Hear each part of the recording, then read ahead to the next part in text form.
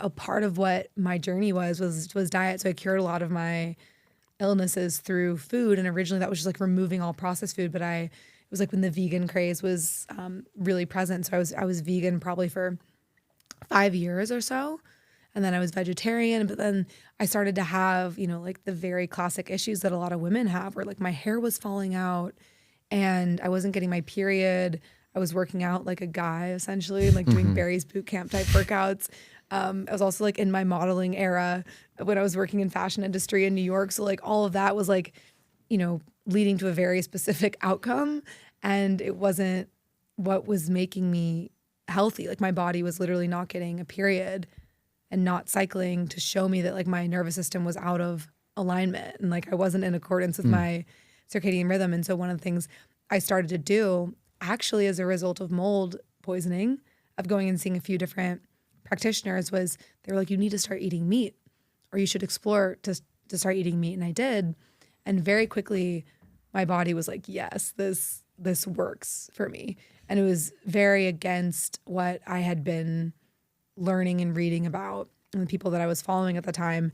And everyone's system is different. So this isn't obviously a prescription, but like really what worked for me was starting to eat meat again.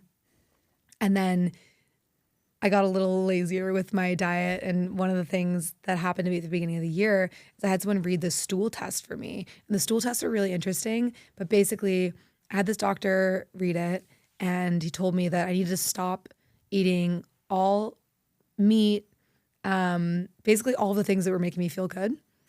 And it didn't feel right to me. So it was also like me learning to listen to myself and be a citizen of my own, be a citizen doctor of my own health journey. And I was like, actually, this doesn't feel right. I'm going to go like totally the opposite way and just be basically paleo and eat a very specific diet of essentially meat, sweet potatoes, like a few other like avocados, like very basic foods.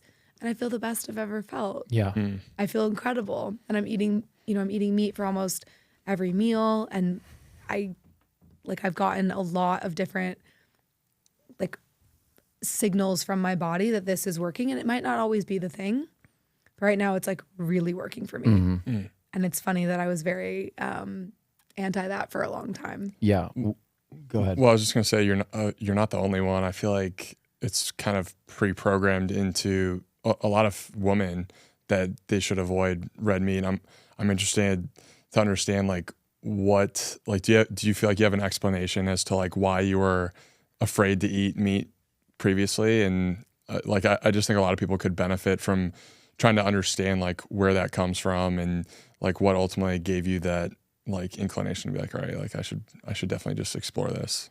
It was, I mean, it's the classic like documentaries and the kind of the cultural zeitgeist around like the veganism trend. Like I caught wind of that and followed that. And there's a lot of amazing truth to what happens to your body, mostly from the removal of processed foods. Right. So of course you're going to start feeling better once you stop eating packaged processed things and just start eating whole real foods. And that really worked for me for a little bit.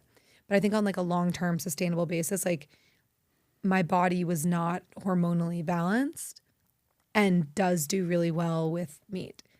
I think it's also, there's so many factors around like what your ancestry is, like where your family, like lineage is from, like what foods they ate and the cultures they were, for hundreds of years. Like so much of, I think what people don't understand is like how much of our DNA is passed on. They're literally doing studies specifically in the psychedelic space right now, which I think points to this really clearly because there is not one size fits all for anything. But they're doing studies to show that symptoms of trauma can skip a generation even and show up in the DNA of our grandchildren, our children. They did this really interesting study with women and survivors of sexual abuse where the daughters and the granddaughters are showing symptoms of PTSD from sexual trauma, even though nothing happened to them in their lifetime, but it lives in the nervous system and the DNA of the mother. And therefore, you're birthing this child that carries your DNA in your nervous system. And so it's carrying on in your lifetime. That's crazy. It's really fascinating because a lot of things that we can't figure out, we know that we have, we're affected by our parents, but I don't think we really understand how much. And so I think that's a really good parallel to draw with food, where so much of, you know, your gut imbalances, like mine for sure came from, you know, when you're in the womb, and prior too. So a lot of things that I needed to cure, were really helped through that process. Yeah. And you develop such amazing intuition by giving your body the right nutrients, where you can have a doctor that's telling you to give up meat. And then you end up developing the right perspective, which the right relationship with your doctor, where it's like, I'm viewing my doctor just as a consultant, not the CEO of what I'm ultimately supposed to be doing with my own body and my own health. And so many people don't have that confidence. And it's a shame that a lot of people, and this person seems like they were functional, so I'm sure they were probably like well ahead of the curve of most Western medicine.